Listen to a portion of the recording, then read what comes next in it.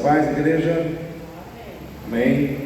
Vamos começar o nosso culto, e meu coração ele se inclina para a palavra, E eu quero convidar você a entrar comigo na palavra, antes de nós orarmos, antes de nós darmos sequência, em todo o trabalho que nós estaremos realizando nessa noite. E a primeira palavra que eu quero compartilhar com os irmãos está lá em 1º livro dos Reis, capítulo 17, versículo 2, que diz assim: Deus falando com Elias. Depois veio a ele a palavra do Senhor dizendo: retira-te daqui e vai para o Oriente, esconde-te junto ao ribeiro de Querite, que está diante do Jordão, e há de ser que beberás do ribeiro, e eu tenho ordenado aos corvos que ali te sustentem. Foi, pois, e fez conforme a palavra do Senhor, porque foi e habitou junto ao ribeiro de Querite, que está diante do Jordão. E os corvos lhe traziam pão e carne pela manhã, como também pão e carne à noite, e bebia do ribeiro. E sucedeu que, passados os dias, o ribeiro secou, porque não tinha havido chuva na terra. Então veio a ele a palavra do Senhor, dizendo: levanta-te e vai para Sarepta, que é de Sidom, e habita ali, e eis que ordenei ali a uma mulher, viúva, que te sustente. Então ele se levantou e foi a Sarepta e chegou à porta da cidade, e eis que estava ali uma mulher viúva, apanhando lenha, e ele a chamou, ele disse: traze-me, peço, num vaso um pouco de água, para que eu beba. E indo ela trazê-la, ele a chamou e lhe disse: traze-me agora também um bocado de pão na tua mão. Porém ela disse: vive o Senhor teu Deus, que nem um bolo tenho, senão somente um punhado de farinha numa panela e um pouco de azeite numa botija. E vês, aqui apanhei 2 gravetos, e vou prepará-lo para mim, para o meu filho, para que comamos e morramos. E Elias lhe disse: não temas, vai e faz conforme a tua palavra, porém faze dele primeiro para mim um bolo pequeno, trazei-me aqui, depois farás para ti e para teu filho. Porque assim diz o Senhor Deus de Israel: a farinha da panela não acabará, e o azeite da botija não faltará, até o dia em que o Senhor dê chuva sobre a terra. Amém, igreja? Irmãos, Deus cuida dos seus servos na crise. Não importa qual seja a crise que você possa estar passando, se você serve a Deus, Deus cuida de você. Deus tem cuidado, dos seus servos, e Deus ele cuida com muito carinho, com muita atenção, com muito amor, com muito zelo. Por quê? Porque, irmãos, a nossa vida é preciosa para Deus, a sua vida tem valor para Deus, ao ponto de que Ele mandou o seu Filho morrer na cruz, para que você pudesse ter a esperança da vida eterna. Pastor, quanto vale a minha vida? O sacrifício do Filho de Deus na cruz. Por aí nós podemos ver o quanto a nossa vida é importante, o quanto ela é valiosa para nós. Por isso eu digo uma coisa para você: valorize a vida que Deus te deu. Não jogue fora a vida que Deus te deu. Quando é que o crente joga fora a sua vida? Quando ele começa a se envolver com o pecado, quando ele começa a viver para as coisas do mundo, quando ele começa a se envolver com os vícios, quando ele começa a se envolver com os prazeres da carne. Nós estamos pegando a vida que é preciosa, que Deus nos deu, estamos desperdiçando essa vida em coisas que, além de não agradar a Deus, vão trazer algum malefício para a nossa vida também. Mas aqui nós encontramos Elias, e é interessante, irmãos, que aqui Elias está vivendo um período de 3 anos e meio de seca na terra, e essa seca foi gerada pelo próprio Deus, através da boca de Elias. Por quê? Porque o povo de Deus estava andando em desobediência, o povo de Deus estava andando em infidelidade para com Deus.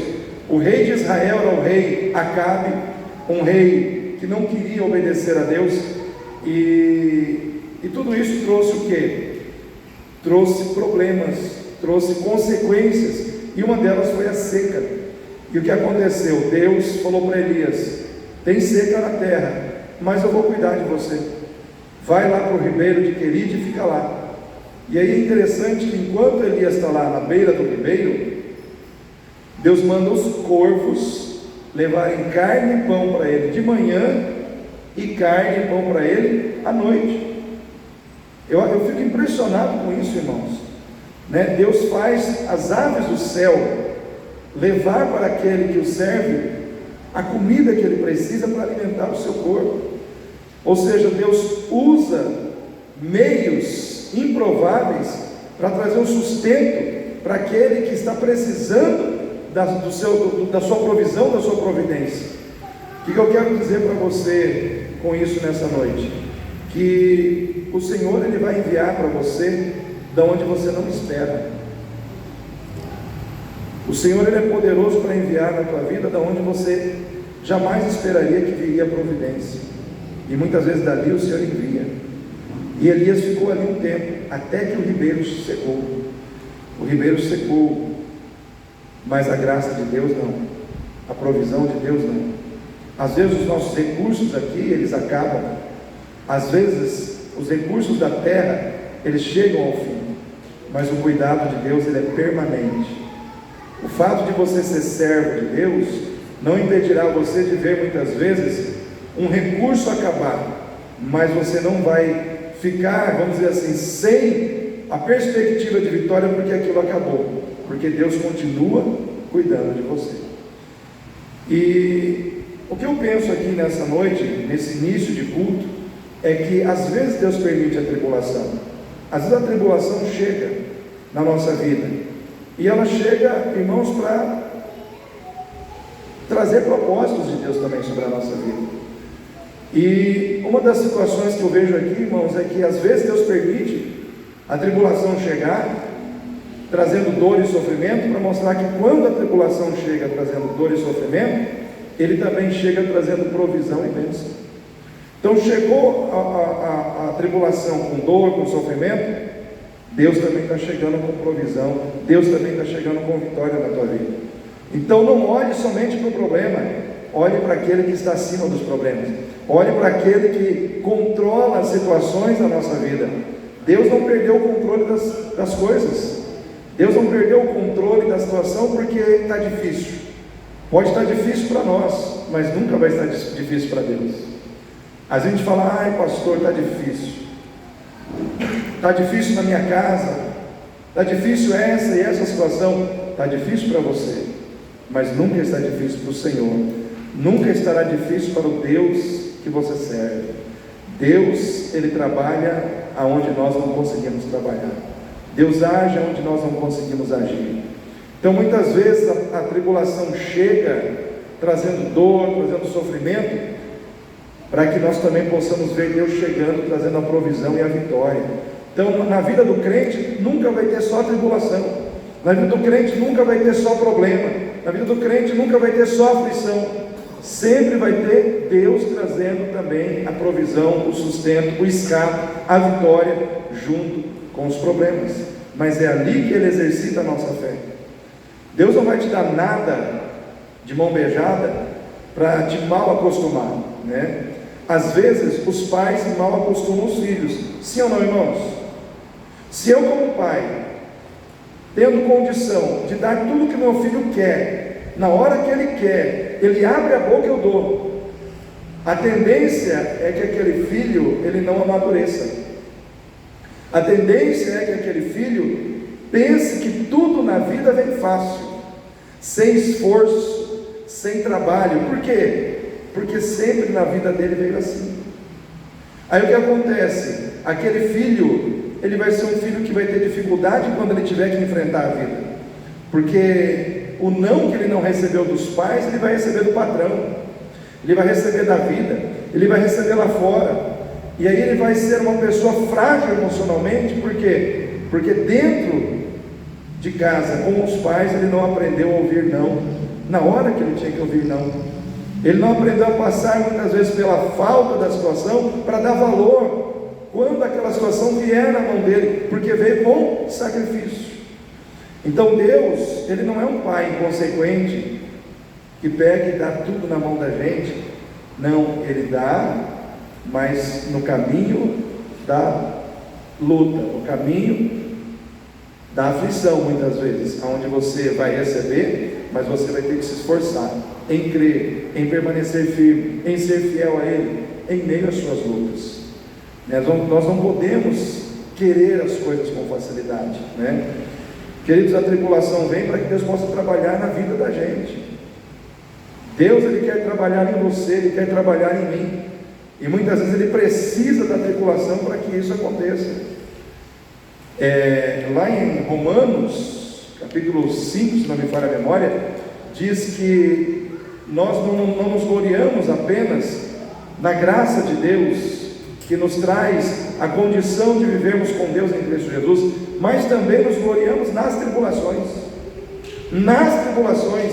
sabendo que a tribulação produz a perseverança, e a perseverança produz a experiência, e a experiência, a esperança, e a esperança ela não desaponta, porquanto o amor de Deus está derramado em nossos corações, pelo Espírito Santo que nos foi dado. Mas para que você possa ter esperança, experiência com Deus, você precisa primeiro passar pela tribulação, você precisa primeiro passar pelas lutas. É lá que você vai crescer na fé, é lá que você vai aprender a confiar em Deus, a clamar pelo Senhor, a se prostrar diante dEle, a orar, a buscar a face do Senhor e ver Deus agindo na sua vida.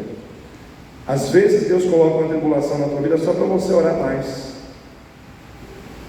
Às vezes um probleminha vem só para você dobrar o seu joelho. E essa semana eu vi um cientista, um médico.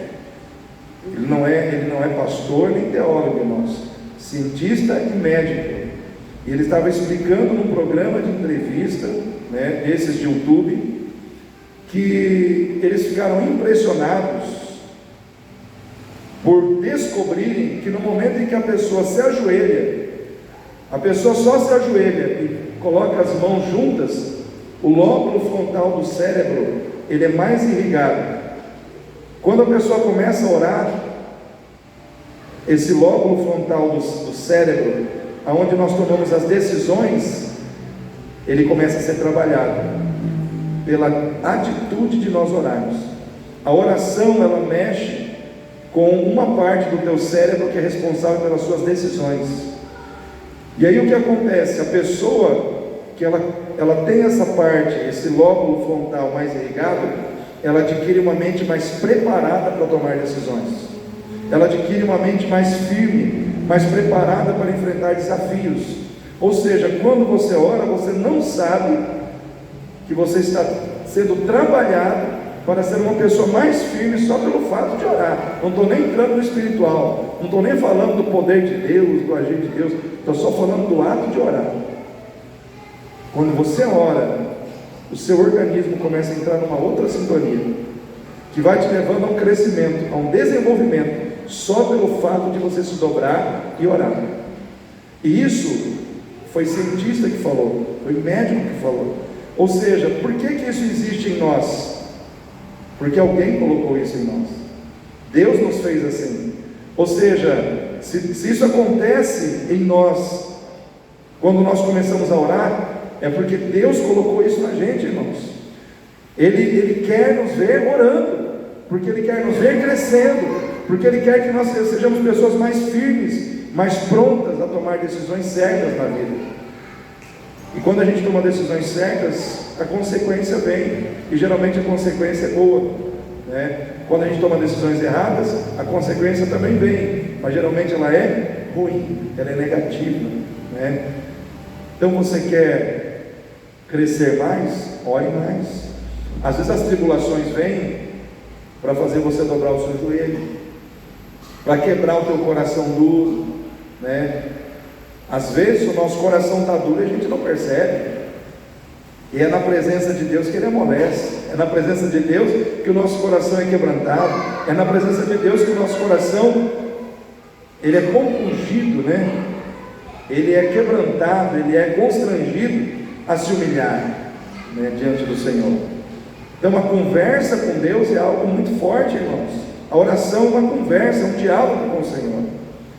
É ali que nós muitas vezes vamos nos ajoelhar para pedir perdão, é ali que nós muitas vezes vamos nos ajoelhar para pedir forças, porque estamos sem forças. É ali que nós muitas vezes vamos nos ajoelhar para pedir a misericórdia, a graça de Deus sobre as nossas vidas, porque precisamos dessa graça, precisamos dessa misericórdia sobre as nossas vidas. Por quê? Porque não vemos em nós capacidade para vencer, mas vemos em Deus toda a capacidade para nos dar a vitória. Então, querido, tribulação ela vem porque Deus quer trabalhar no seu coração. A tribulação veio na vida de Elias e veio na vida de uma viúva. É interessante que o Senhor disse para Elias: vai, acabou a comida aqui, acabou a água aqui, mas tem uma viúva lá em Sarepta, vai para lá, ela vai estar esperando você. E eu fico pensando, irmãos, que Elias, talvez, na cabeça dele, ele falou: opa, vou chegar lá, vai ter uma mesa igual essa aqui, farta, né, carne assada, frutas, enfim. Só que ele chega lá e encontra uma mulher triste, desanimada, que tinha catado 2 gravetos para fazer um bolo para ela e o filho dela comer, e os 2 morrerem.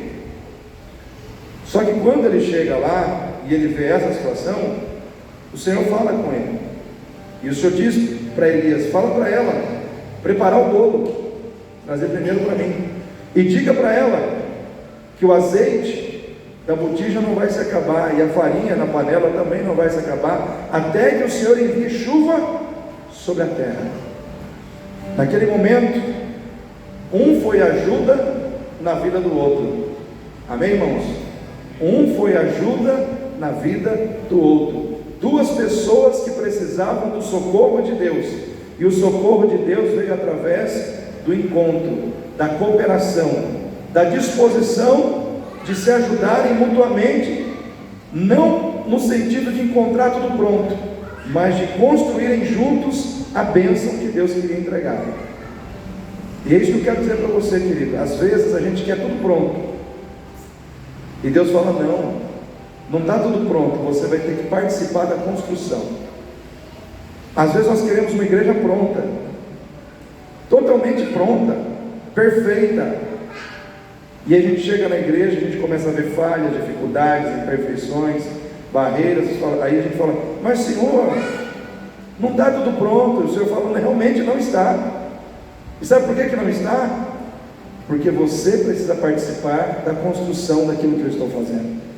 Você precisa se unir com as pessoas que estão aqui, porque existe algo que você precisa entregar para o outro, e o outro precisa entregar para você, para que juntos possam construir a bênção que vai servir para todos. Quem quer que essa igreja seja uma bênção para todos? Então todos nós temos que entender que existe uma parte que cabe a nós. Nós somos parte do que Deus está construindo nessa igreja. Você é parte da construção de algo que Deus está realizando na vida dessa igreja. Nós somos parte de algo grandioso que Deus está fazendo, que vai suprir as nossas próprias necessidades espirituais. Todos nós temos necessidades espirituais, e como é que nós vamos encontrar a provisão para elas?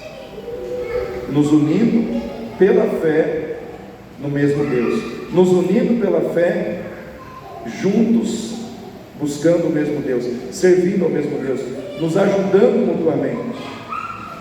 Irmãos, às vezes a tribulação vem para a gente se aproximar mais.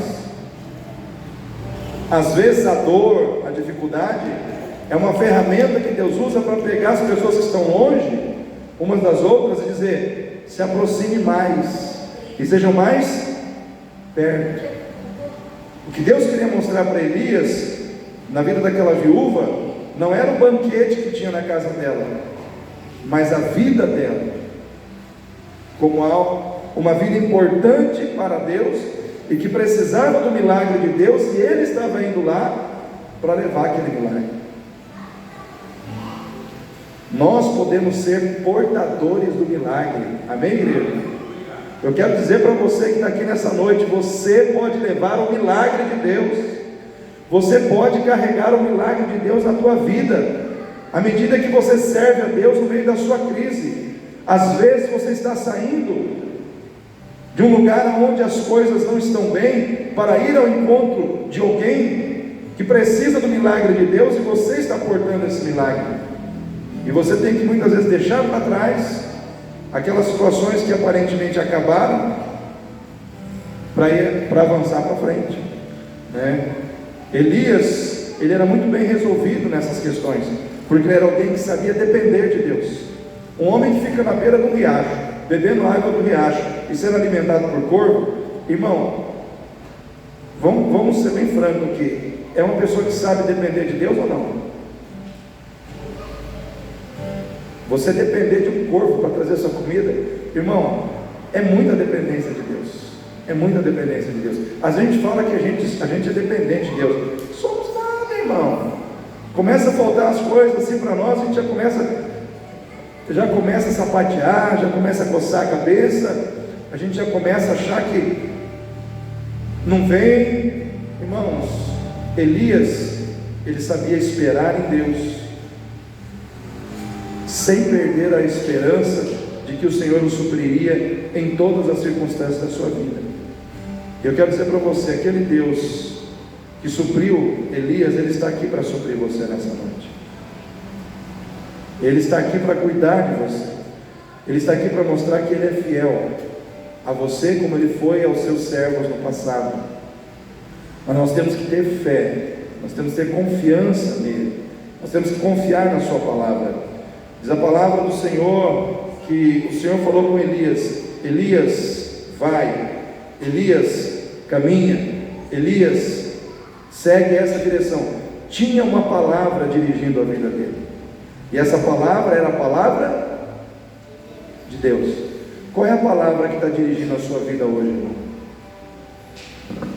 É a palavra de Deus? É a palavra dos economistas? É a palavra dos políticos? É a palavra dos filósofos? É a opinião pública? Qual é a palavra que está dirigindo os seus passos nesses dias? Eu só conheço uma palavra que gera fé no coração do homem: a palavra de Deus. Porque a fé vem pelo ouvir, e ouvir a palavra de Deus. Então, quando a palavra de Deus guia a nossa vida, e nós nos deixamos guiar pela palavra de Deus, a gente chega aos mananciais que Deus tem preparado para nós. Por isso que o Senhor disse a Josué: não se aparte da tua boca o livro desta lei, antes medita nele de dia e de noite, tendo cuidado de fazer tudo conforme meu servo Moisés te ordenou, e assim farás prosperar o teu caminho e serás bem sucedido. Quem quer prosperar? Quem quer ser bem sucedido? Quase a mesma coisa, né? Então não se aparte da sua boca, do seu coração, esta palavra, porque Deus tem compromisso com a sua palavra. A palavra que sair da minha boca, diz o Senhor, não voltará para mim vazia, antes prosperará naquilo que eu a enviei, eu a designei para fazer, né? O Senhor não é homem para mentir, e nem filho do homem para se arrepender. Uma vez que Ele disse, Ele cumprirá. Isso tem que trazer para o nosso coração paz, se nós estamos fazendo a vontade dEle, mas deve trazer incomodação se nós estamos andando no pecado, né? Porque se Ele cumpre a palavra de bênção para quem está servindo, Ele também cumpre a palavra de correção para quem está andando errado. Então nós temos que entender que a palavra de Deus, ela deve ser levada a sério, né? Levar a sério a palavra de Deus, tem uma palavra que a gente usa para descrever esse ato. Quando a gente leva a sério a palavra de Deus, existe uma palavra que representa isso, que se chama temor. Temor a Deus. Você tem temor a Deus no seu coração? Como é que está o seu temor ao Senhor? Temor é respeito, né? Respeito a Deus, respeito à sua palavra, respeito à sua vontade, né? É considerar que Deus é sério naquilo que Ele diz. Então, cuidado, né, com aquilo que você está vivendo diante da palavra. Irmãos, às vezes As tribulações, elas chegam na nossa vida para provar o quanto nós somos capazes de obedecer a Deus na dificuldade. É fácil obedecer a Deus com o bolso cheio de dinheiro, irmãos? Hein, Vitor? Mais fácil, né? E quando nós estamos na dificuldade? Quando nós estamos na luta, né? Aquela mulher teve que obedecer. Ela teve que fazer o bolo primeiro para quem? O profeta, né? Ela teve que obedecer. Só que à medida que ela obedeceu, ela foi construindo o milagre de Deus dentro da sua casa. O milagre de Deus foi sendo construído em cima das suas panelas. O milagre de Deus foi sendo construído em cima da sua vasilha de azeite. À medida que ela estava obedecendo, ela estava acrescentando azeite na sua botija e farinha na sua panela. Eu quero dizer para você, querido, o combustível do milagre é a obediência. Quem quer milagre? O combustível do milagre é a obediência. Obedeça e não vai faltar milagre na tua vida. Quando acabou o vinho das bodas de Caná da Galileia, Jesus disse: vamos pegar água. E eles foram pegar água. Talvez muitos falaram assim: mas o que tem a ver água com vinho? É água, acabou o vinho, mas água. Mas obedeceram, sim ou não, irmãos? E à medida que eles obedeceram, Deus foi transformando, Deus foi operando, Deus foi fazendo o milagre acontecer. Então eu quero dizer para você, querido, está passando pela prova, obedeça. Está passando pela luta, obedeça. Seja obediente ao Senhor. Às vezes a tribulação vem só para ver o quanto você é obediente, o quanto você é capaz de obedecer a Deus. Eu lembro de uma vez um irmão que estava passando por uma necessidade financeira, e aí apareceu um jogo, uma oportunidade, um jogo de azar, e ele falou: ai pastor, mas olha, foi quase, né? Eu estava ali, tinha dinheiro e tal. E ele falou: se eu tivesse bem, eu não me sentiria tão tentado, mas porque eu estava com o bolso vazio, casa, dificuldade, eu me senti tentado. Mas ele não cedeu à tentação, ele apenas compartilhou que o fato dele estar passando por aquela situação quase fez ele ir para uma situação de jogo de azar e se envolver com coisas que não deveria. E muitas vezes é assim. O diabo ele não vai tentar você numa situação que você está firme. Ele vai te tentar numa situação em que você está fragilizado, né? Por exemplo, Jesus, ele ficou 40 dias sem comer. O que o diabo ofereceu para ele? Transforme as pedras em pães. Ou seja, ele viu qual era a maior carência de Jesus. A maior carência de Jesus era alimento. E ele tentou Jesus ali, na sua maior carência.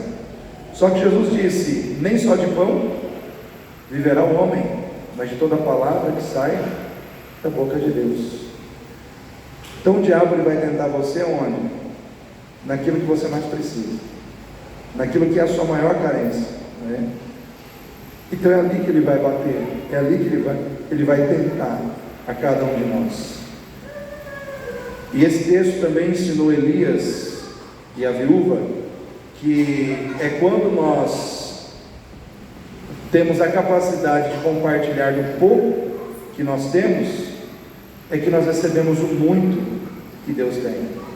Às vezes você tem que pegar o pouco que você tem e compartilhar, se necessário é. O que você ganha quando você faz isso?